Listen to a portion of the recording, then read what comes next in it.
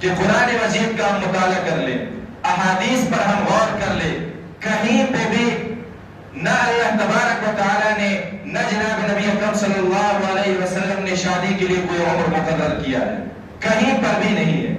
جب انسان بالغ ہو گیا، بلوغت کی عمر کو پہنچ گیا، شادی اس کی ضرورت بن گئی، تو پھر شریعت کا حکم یہ ہے کہ فَانكِحُوا مَا طَابَ لَكُم مِّنَ النِّسَاءِ، پھر اس کو چاہیے کہ وہ نکاح کر لے۔ لیکن انتہائی افسوس کے ساتھ کہنا پڑتا ہے کہ ہمارے اس اسلامی ملک میں بھی ایک ایسی قانون سازی کی گئی ہے کہ 18 سال سے کم عمر نوجوان بچوں اور بچیوں کی شادی پر پابندی لگائی گئی ہے۔ میرا عزیز بھائی اور دوستو، یہ قانون نہ صرف قرآن و سنت سے متصادم ہے، بلکہ اس وقت بھی ہم پوری دنیا میں اس کا جائزہ لے لیں، امریکہ جیسے کفری ملک کے اندر بھی یہ قانون نہیں ہے کہ وہاں پہ 18 سال سے کم عمر میں شادی پر پابندی ہو۔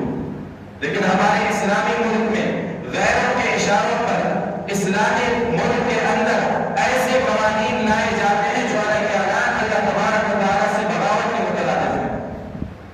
خود ہم ایسی قانون سازی کرتے ہیں کہ ہم اللہ کے بانی بن جاتے ہیں، اور پھر اگر کوئی کہے کہ میں اس قانون کو نہیں مانتا ہوں، ہم کہتے ہیں کہ یہ ملک کا بانی بن گیا ہے۔ ملک کی بغاوت چھوٹی بات ہے، پہلے تو میں نے اور آپ نے اللہ سے بغاوت کی ہے، پہلے اس بغاوت کا حساب دے دے، پھر ملک کے باریوں کا حساب لیا جا سکتا ہے۔ میرے محترم بھائیو دوستو،